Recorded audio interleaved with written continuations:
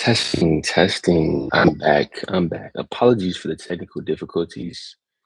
Apologies for the technical difficulties. My cord for my mic, it needs a new cord. It needs a new cord. Um, but shout out to my Verizon days. I got cords on deck. I got cords on deck. But you before I logged off there, you saw that we started to get some movement because news came out. News came out. So I'm going to touch on this news really quick. What news came out? Unemployment claims. That's what came out. Unemployment claims. Wait, wait. There we go. Now we're on the correct day. Unemployment games claims and Philly Fed manufacturing index. We did have this trade balance data that also came out. Both of these, both of these below forecast, much worse than expected. Unemployment claims, pretty good, honestly, compared to the forecast. Philly Fed Manufacturing Index, which, what does it do? It indicates improving conditions or worsening conditions where of the economic health businesses react quickly to market conditions, and change in their sentiment can be an early signal for future economic activity such as spending, hiring, and investment. So this is 250 manufacturers in Philadelphia. So those 250 manufacturers in Philly are feeling pretty good about the business conditions and economic health. And so, okay, these were good prints, we'll call them. These, not so good. These were good prints. And so, why have we been getting this movement here from gold? Right? We saw the initial spike. So, good prints generally say, got to remember to share my screen. I'm going to remember to share my screen every time. But good prints generally say, okay, Fed is less likely to cut rates, right? We've talked about this before, cutting rates, CME Fed Watch tool. This is the current expectation for the March 18th Fed meeting. 94% chance rates stay at 350 to 375 basis points, and a 5, we'll call it 6. We'll round it. We should round that. We'll call it a 6% chance there's a 25 basis point cut. Okay. So from a policy sense, if we talk about policy, because remember, I believe I said this on Tuesday, there's two environments that gold will thrive in. And like I said, I'm always going to talk about gold. I'm not going to speak on other markets. I'm not going to speak on that. You will remember me, and you will remember me specifically. I can't speak for Q. Q may want to trade other things, which is completely fine. I have nothing. I'm not against trading other things at all. But when you see me on live and you see that Bloom is live, and then you open the live and I'm on there, I'm gonna be talking about gold for the remainder of the time that you see for forever, because I'm never gonna stop trading. So especially day trading. From a day trading aspect, I'm talking about gold. And so I'm gonna relate to how things impact gold. Okay. I also talk about how they impact the dollar, how they impact yields, stuff like that, but no other assets that I'm trading besides gold. And so I say that because there's two environments that gold thrives in. Two environments that gold thrives in. Policy driven environment and a fear driven environment from a geopolitical level, right? And so if we look at it from the first one I just mentioned, the policy driven environment, the prints that we got today and the expectations that I just showed you on that CME Fed Watch tool, they're not favoring gold, right? Because when rates are high or even stagnant, that tends to put some downward pressure on gold. If rates in if there's expectations for rates to increase, which will get me to, if I have some time, I'll touch on just some things that I pulled from the FOMC meeting. But if rates increase, that's also not going to favor gold. Um, and so, two environments gold thrives in: fear driven, policy driven. And so, we've already seen that the policy driven narrative isn't creating any, isn't putting any downward pressure on gold. Okay. And so, why is gold still climbing? Well, it's a great question. It's a great question, and I'm glad you asked that question because you're asking the right questions. And it's going to bring me back to my title, the title of this live: Geopolitics Escalating. Now, I was already going over this before I realized my mic died. So I got to perform CPR. Good thing I have a nurse in the house. We can perform CPR really quickly if needed. So we will perform CPR on my mic and we will get it back live and well. But aside from that, before it flatlined on me, we were talking about the probability of war between US and Iran. And so I was saying that Axios had put out a report, and that report suggests there's a 90% probability that US and Iran potentially go to war because the Trump administration had mentioned that they will be launching a kinetic action, which I hate. I absolutely hate jargon where jargon is not needed. Like, trust me. If I ever am using jargon on these lives, please just put it in the comments, Marcus. Can you just say that simpler? Because I have no idea what that means. Because that's my intent. My intent is to say everything as simple as possible because I like simple. I don't like jargon. And so, what the heck? What on planet Earth is kinetic action? The only kinetic I know is that KT tape that you put on your arm or your knee. Man, I used to run through that stuff. But anyways, kinetic action is a kinetic warfare term for military combat or other forms of directly destructive warfare. To contrast, soft force such as diplomacy, lawfare, sanctions, cyber warfare, psychological warfare, information warfare, or other types of warfare. Ooh, that's key right there. Because in the first definition, in the first part of the definition, it says destructive warfare, right? Military combat, directly destructive warfare. But then it goes on to say there could be some soft force, such as diplomacy, lawfare, sanctions, right? Sanctions is a big one that we've seen recently. Cyber warfare, psychological warfare. We're not going to get into psyops. We don't. So that's another conversation. That's a different rabbit hole. But psychological warfare, information warfare, other types of warfare. So when we talk about the US potentially launching a kinetic action, we're talking about some type of form of warfare. It could be directly destructive or it could be one of those soft forces, right? And that is projected to happen in weeks. Okay. It's projected to happen in weeks, in within a couple weeks. And so, why is that important? Why is that important? First of all, war creates uncertainty. War creates uncertainty. War is not good. You know what I'm saying? Like, especially when you're looking at from an economic sense, it's just not good for the market. It creates uncertainty. Simply put, it creates uncertainty and fear.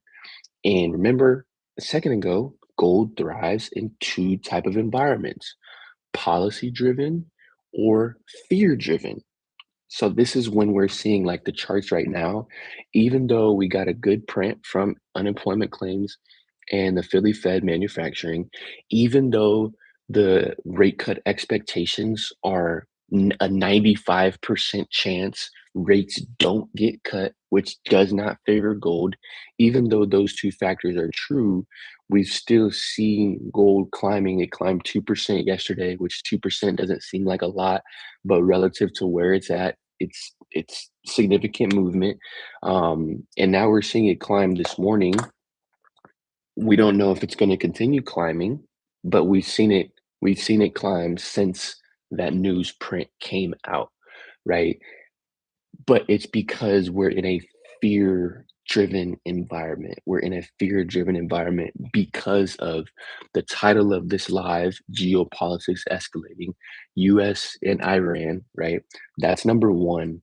There's a lot of other stuff happening with US and Iran, um, for why I could suspect Axios, when they put out this report, why it would suggest a 90% probability, because there's a lot of like aircraft carriers and fighter jets and all that stuff and ammunition, weapons being moved to the region. Like a lot of that is happening behind the scenes. So I can see why a 90% probability makes sense. I'm not saying that just because it's once again, if we're thinking about the game of probabilities, yes, it's a 90% probability, but there also leaves a 10% possibility for or improbability for it not to happen, right?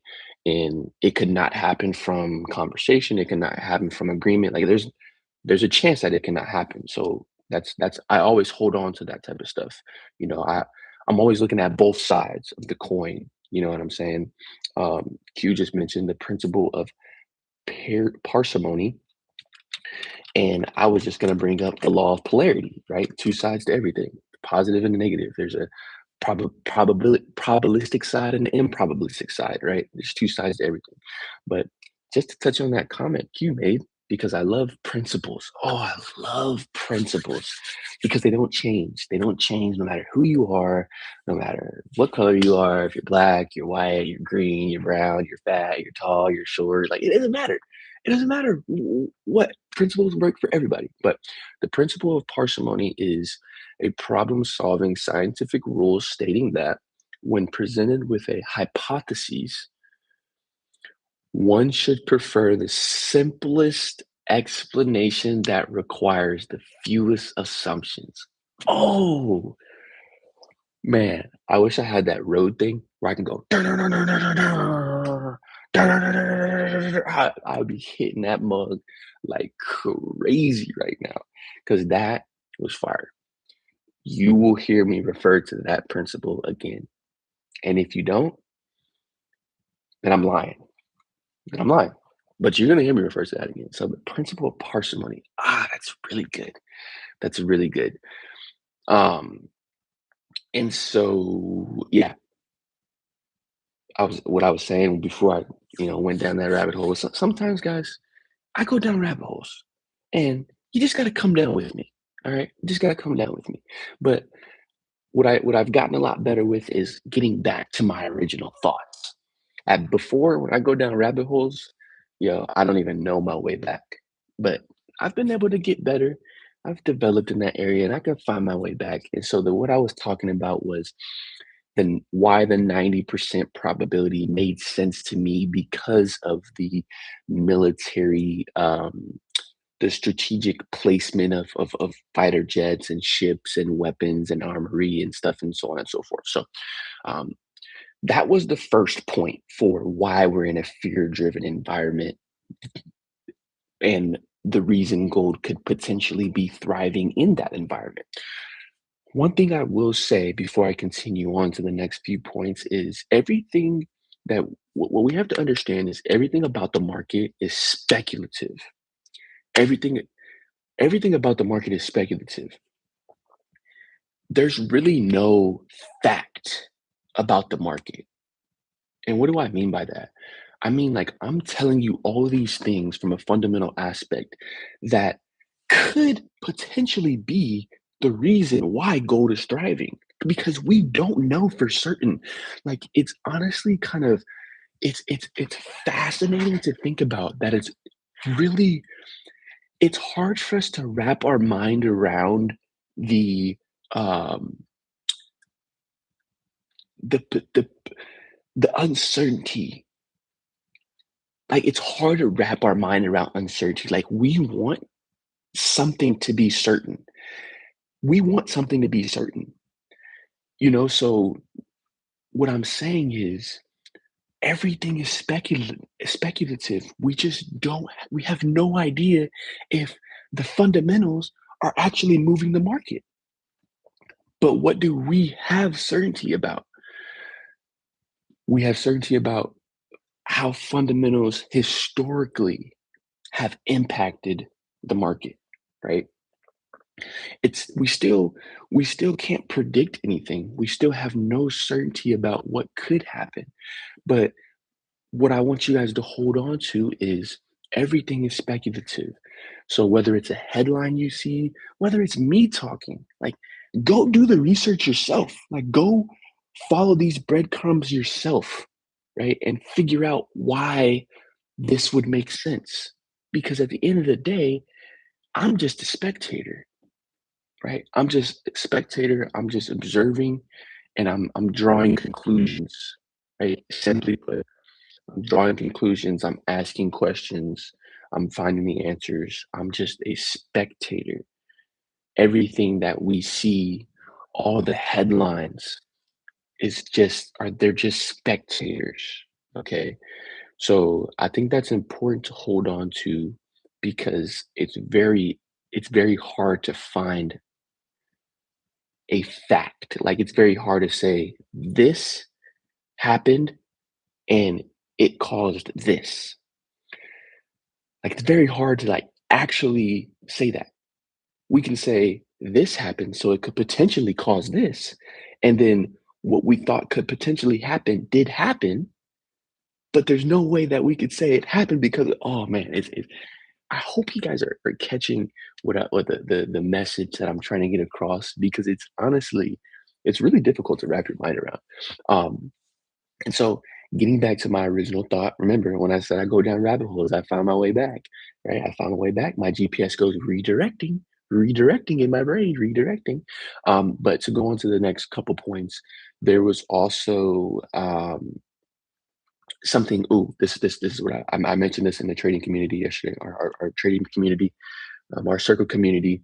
If you're not in there, it's a free community. Like get in there, right? We're talking charts, we're talking macros. Most importantly, we're talking macros and we're talking profits and lessons. We don't call them losses, we call them lessons because we're always performing self-reflection. But anyways, that's just a little plug. I got to throw a little plug in there, little plug, little plug. But anyways, the the Strait of Hormuz. This is a checkpoint for oil distribution. So now we're talking about supply chain stuff and supply chain disruption. And remember what I said about gold. It thrives in two environments. One, policy driven. Right now, the policy does not favor gold. Two, fear and uncertainty. Right now, when we talk about supply chain disruption, fear and uncertainty climbs, right? And so Strait of Hormuz was partially closed. I personally need to do some more because, like I said, I don't like, uh, I like to know what something means and not just what something says. And so, partially closed, I don't have any context on that. Like, what the heck is partially closed? Like, relative to when it's not closed at all, right? So I need to do some more research on that specifically, but it currently is partially closed. But the Strait of Hormuz, what is it? It's a supply chain. It's a critical checkpoint for 20% of the world's oil.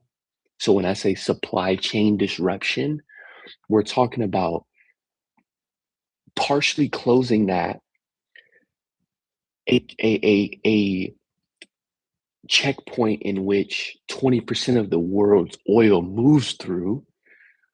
So it partially closing could impact 5% of that 20%, right? And that is significant. We're talking about the entire world, right? We're talking about the entire world. And so supply chain disruption, especially something like oil, because of this Strait of Hormuz, that fear-driven economy, that safe haven demand, that uncertainty is just going to climb because of that. So we think about US Iran, we think about the Strait of Hormuz, we play it forward and we think about Greenland and the US, like that's not going anywhere. That's one thing about headlines that I always want us to remember for everybody watching this is headlines come and go, but the impact doesn't go anywhere until it's resolved, right? Like you may not see anything about Greenland, the US, and NATO nations right now, but that is most certainly still important. June 1st is the next target date for that. Um, but in between there, we've had potential. I don't know if they've actually been implemented on those NATO countries, but tariffs increasing, which fear and uncertainty, right? Supply chain disruption and tariffs kind of are in the same boat, right? We haven't seen the negative impacts of tariffs from a pricing level and an inflation level that basically everybody anticipated. But that doesn't change the fact that it still could disrupt supply chains, right? It still could disrupt supply chains. And so we got US Iran, we got the Strait of Hormuz, we got Greenland, and we also have this portion as well, which is the US said they're going to be implementing 25% secondary tariffs. What is secondary tariffs? Okay, so secondary tariffs means that there's a primary tariff. And so let's say the primary tariff is 10%. That means anybody that's doing business with Iran will have 25% on top of that 10%, equaling 35%. Okay. And so the US is implementing a 25% secondary tariff on any country doing business with Iran, right? Anybody doing business with Iran.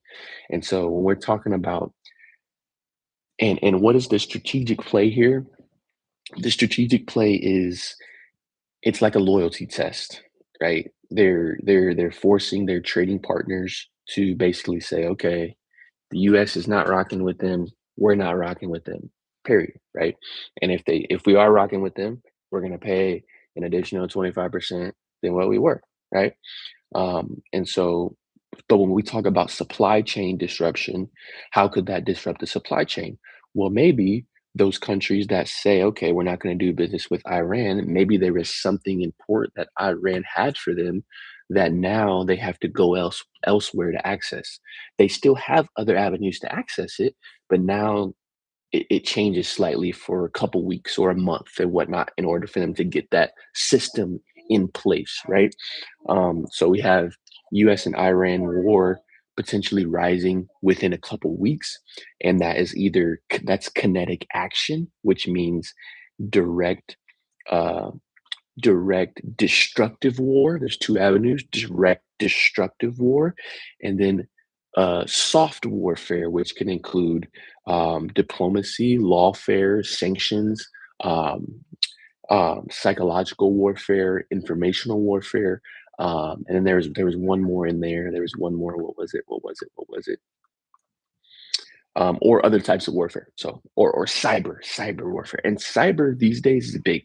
Like that's a big problem, right? And so we have that between the U.S. and Iran. We have the Strait of Hormuz closing partially, which what does partially mean? Maybe that's something to go do your homework on. We know that Strait of Hormuz provides 20% of the world's oil. So we need to know what partially closed means and how that could disrupt that 20%, right? Either way, it's not favoring, it's influencing the fear side of the economy, the fear and uncertainty. We have the US and Greenland, which is a little farther ahead, but it's still something to pay attention to. We also have the secondary tariffs placed on any country doing business with Iran. Okay. And so those four factors are m- what I'm what me as a spectator, what I'm paying attention to say, okay, I want to take buys on gold. And I went through all of that to come back to the charts to say, okay, based on all of that, I want to take buys. Period. I want to take buys on gold. Do I want to take sells? No, I really don't have any desire to take sells. Does that mean I'm going to force buys? No, I'm going to wait for my confirmations to come in. I'm going to execute my system. If a sell presents itself, is this an environment where I am okay taking that risk? No, it's not an environment where I'm okay taking that risk because there there is no like yeah, I'm just not okay with it. I'm just not okay with it. I don't want to take that risk. I do my very best to trade in line with the fundamentals. There are times where if the fundamentals are saying buy that, okay, I'm going to be like, there's this sell coming in. I have this area of imbalance below price. Like I have an idea for where price could go. Let's take this sell. My risk management is good. Let's take this sell. There's times where I will do that. Like there's nothing wrong with it. But in this current environment, when we look at it from a macro level and a geopolitical level, this is not an environment where I want to take that risk, right? Even if it's a beautiful trade, even if the risk to reward is 10 to 1, I just mean from an execution standpoint. Like I rather just be a spectator if price decides to sell off, right? And that's just me. I'm not saying you have to do that. I'm saying that's how I approach things from a development standpoint. Like it helps me work on my discipline. It helps me work on my patience to be able to watch price sell off and not take any trades because it's not in line with what the fundamentals are actually saying. And the fundamentals are what the fundamentals are. Like you guys can go look up everything I just mentioned and you can look up how does this impact gold, right? And you're going to find this, you're going to come to the same conclusions that I came to, right? So it's not like there's anything that is like I'm not saying something different than what the stuff actually means, but once again, it's still all speculative. So even so price right now, price could tank. Price could tank, break past that 15-minute decision making low I have right there.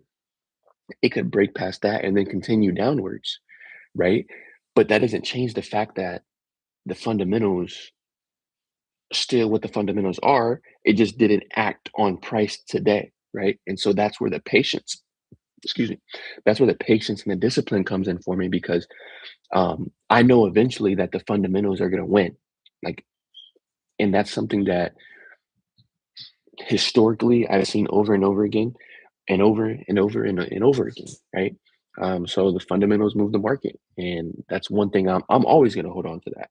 Technicals just are charts, candlesticks, indicators, levels, imbalance, like liquidity. Like to me, all that's just technical stuff, right? And like you can't see my hand. I was doing this like I'm James. No, I'm just kidding. To me, all that's technical stuff. And but at the end of the day, what really moves the market, the only reason we have a market, we have the charts to look at and candlesticks and levels and imbalance and liquidity is from the fundamentals. And so the fundamentals will always move the market. Um, and so yeah, that's pretty much what I got today. You guys got some homework to go and do. Go look up that stuff that I was literally just talking about. Um, and I'm sure there's articles on TradingView right now. Like, I'll pull it up actually. Put it up. Principle of parsimony. Oh, brother, I can't wait to use that. I might use that in our meeting tomorrow. Man, it just comes down to the principle of parsimony, you know? What is that, Marcus? Oh, let me tell you. Allow me to be the one to tell you what a principle what the principle of parsimony is.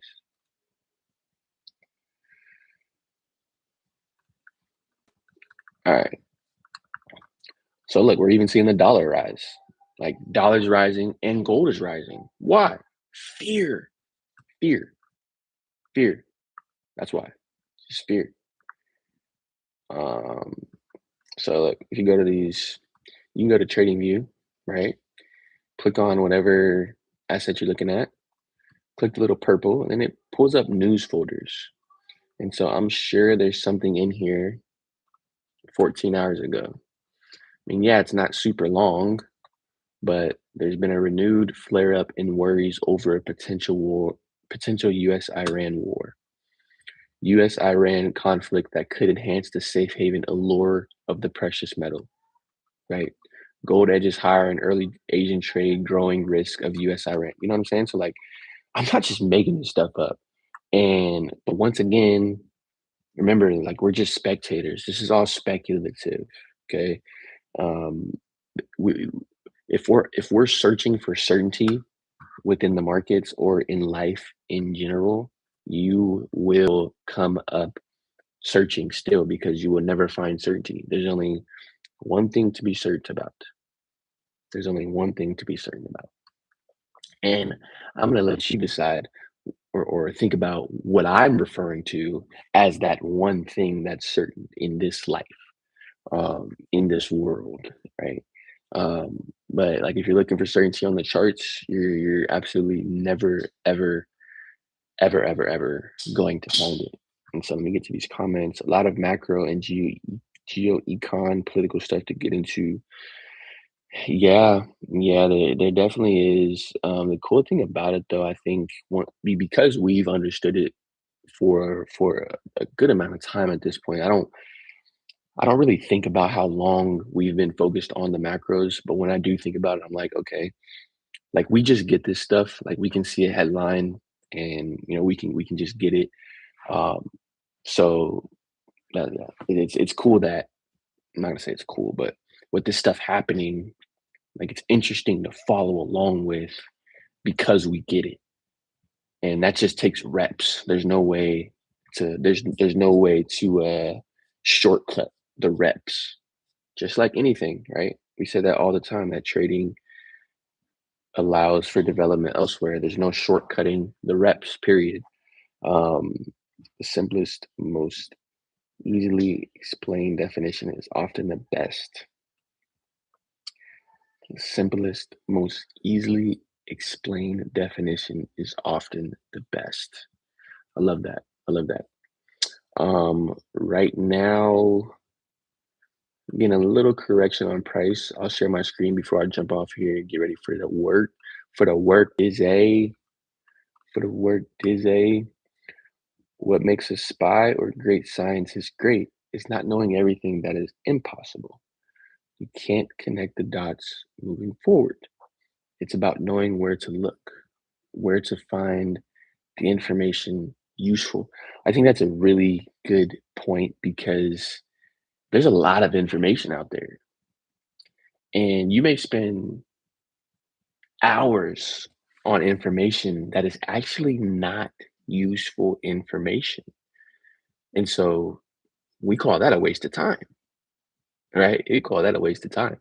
So I think it's really important to know what to look for, why you're looking for it, and then what to do after you find it. I think that's super important to know. So that's great. But yeah, we're getting a little correction right now on price. I'm not super concerned. One thing that I'm noticing is this RSI, right? The lower we go, the more potential for us to move back upwards. So I'm okay. I'm okay with this little correction. We're still very early on in this session. But once again, the fundamentals are what the fundamentals are, right? If I'm wrong about this trade, it's just because it's the game of probabilities, not because the fundamentals are wrong, because the fundamentals are what the fundamentals are. It's just because, okay, they didn't act in this moment at this time. And that's just the game of probabilities, right? That's what I chalk it up to. Um, but outside of that, man, yeah, I'm gonna be in this trade. Once again, I was in a trade on Tuesday, and when I got off the live, I was still in the trade, but I told you guys I posted in our trading community if you want to see the results. So I'm gonna say that here again. I'll put the link in the description again. Um, as we're getting this strong, I don't know, sellers just actually their alarm clock, sellers alarm clock just went off out of nowhere. But my ultimate invalidation point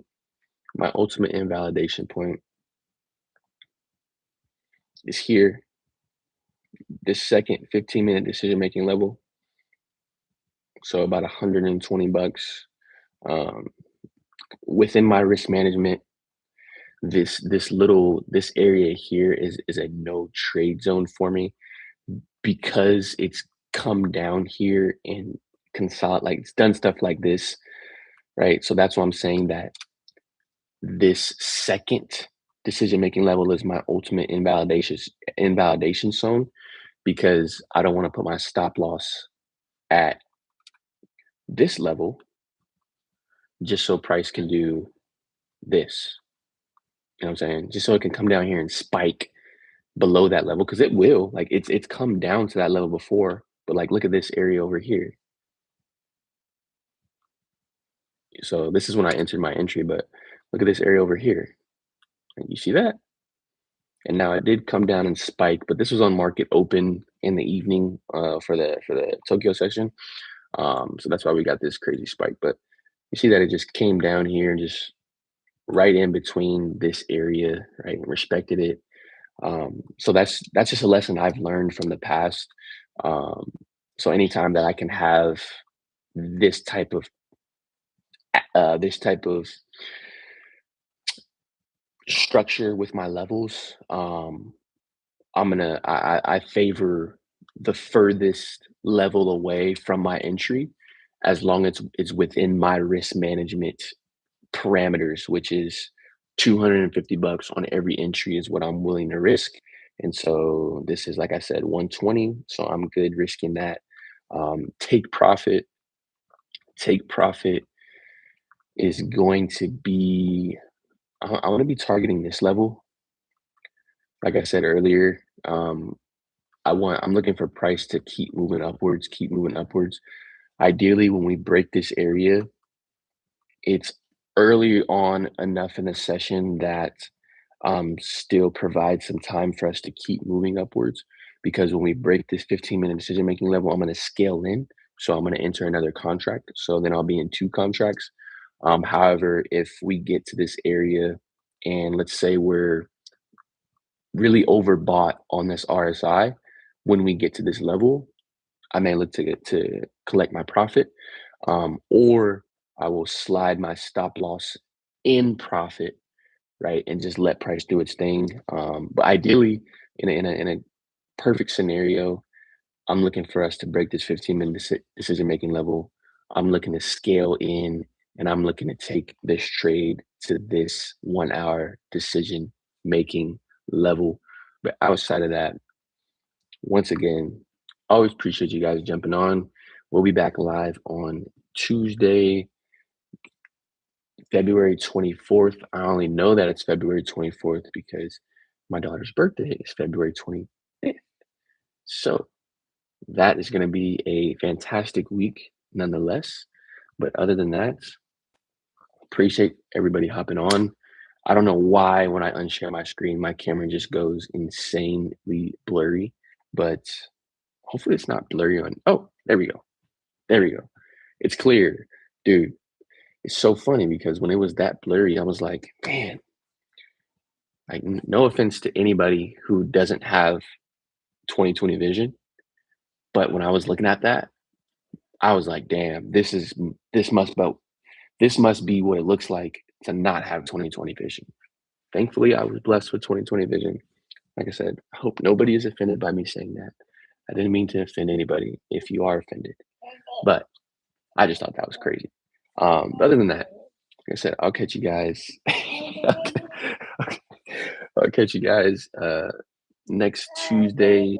Like I said, I'll hold you in a second, baby. I'll put the link in the description if you want to see how this trade ended up, because I will post it in the community.